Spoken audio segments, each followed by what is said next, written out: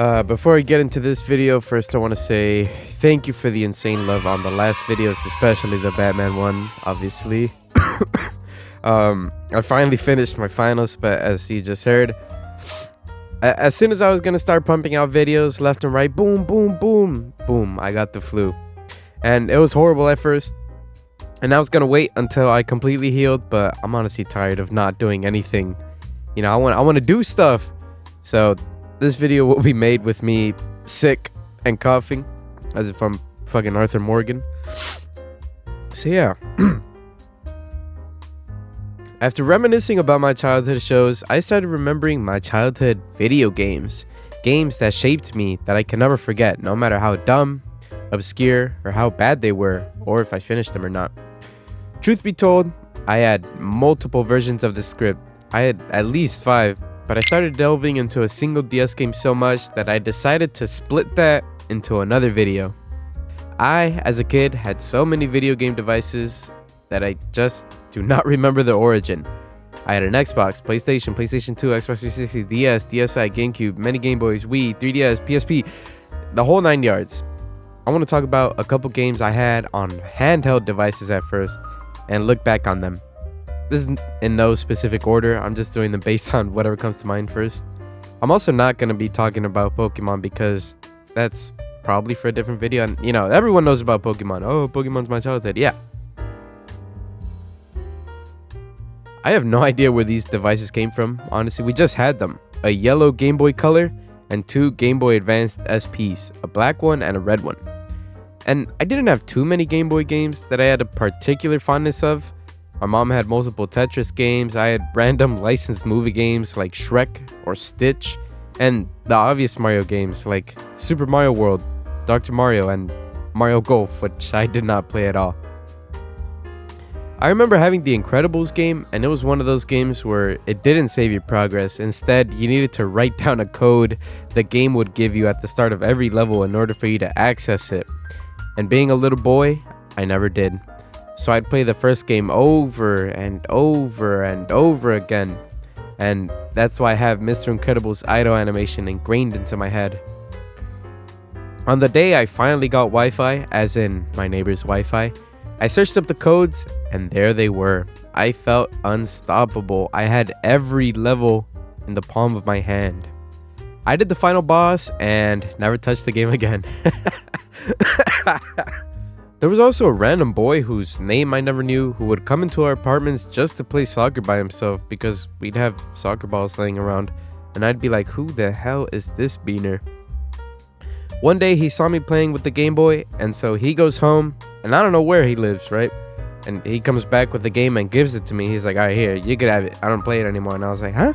Bro, that game was Dragon Ball Z Boo's Fury, dude. This was my first ever introduction to the Boo Saga because Saturday mornings never got to that arc. They completed the Cell Saga and then that was it. You know, reruns on reruns on reruns. Also, that little boy never came back after that. So, I don't know what happened to him. I also always wanted Sonic Battle after watching Sonic X, but I never got it because I was a little kid, you know, with no money. This gaming device was sort of more my dad's, so he had games that I just did not give a damn about in touching. But I did love seeing the box art since he kept all the box cases like soccer, pretty sure it was FIFA, Dexter, and NFL.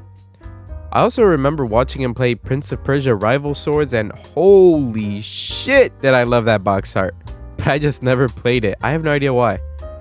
So the PSP my dad bought was the limited edition Red God of War Chains of Olympus version. And I loved the shit out of that game. The first 10 minutes at least. So being 6 years old and my brain, you know, not being fully developed, I was not fast enough for those quick time events in the first boss. The early 2000s and 2010s games were filled with QTEs and I love them, but I just don't see them as much in recent games, which is kind of a shame. Probably just me though, because you know, everyone says they hate them. And you're probably wondering, bro, you've only talked about games you've never beaten. What have you beaten? And to that I say Sonic Rivals. A game filled with anxiety and fun, But then turns out the game was panned by critics and the game was ass according to everyone else. You play as 4 Sonic characters, race in a 1v1 against another character, and use items, as in like Mario Kart, to stop the opponent or get to the finish line first. You know, offensive items or defensive items. Every time you beat the game with the character and you get the ending, you'd get a character skin. Think of it as a wallpaper for your PSP with colors and a Sonic character and staring back at you in the background. And it was pretty cool. I'd always cycle through the characters. Alas, my PSP is no more. I still have it and I know where it's at. I have no idea what happened to it. No battery maybe, no charger, no idea. I forgot. Oh, I also had Superbad on the PSP, and that's why I watched Superbad for the first time. But I'd only watch the scene where Seth would draw dicks in class and the lunchbox. At the time, it was the funniest thing ever. It still is, but you know, yeah.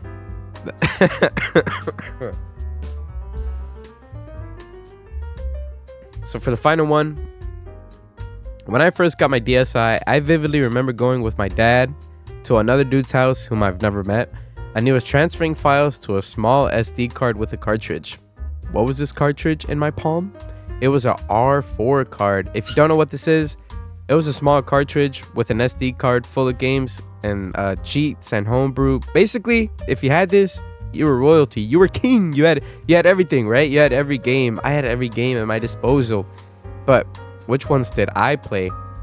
So the first game I've ever played on the DS with that R4 card was New Super Mario Bros. DS with the Infinite Star cheat and intangibility, and oh boy, was that a horrible idea. I soft locked myself when fighting a boss, and since I couldn't actually deal damage to them, I couldn't beat the level. I played Transformers Decepticons. Oh my god, that was incredible. An open map, full voice acting, crazy controls, and a pretty decent story that I think I remember, right?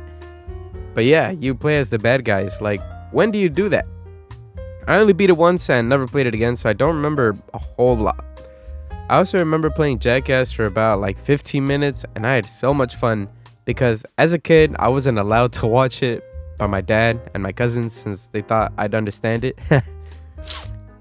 I also played Spider-Man Web of Shadows for a bit and got scared at the beginning because I thought the fat symbiote was Venom, but you know, fat. Obviously it wasn't him. Monster Lab, other random ass games like X-Men Wolverine, like what? But you know, only like 5 minutes. Now let me talk about my actual shit. Mario Hoops 3-on-3. Oh my fucking god. No one talks about this game, but this was, Jesus Christ, so much fun. I vividly remember winning the tournament, and then a red ninja appears and steals the trophy and flies off into like his skyship, his air fortress. I was like, oh nah, who the fuck is this? Because I've never seen this Nintendo character before, right? As I know now, it's a Final Fantasy character, but I was like, who the fuck is this? And then the music for Rainbow Ship, oh, it's so fucking good that I've never forgotten it to this day. This shit crazy. Another vivid game or memory from the R4 card until the tragedy was Mario and Luigi Partners in Time. Personally, I never played the game, but my dad did.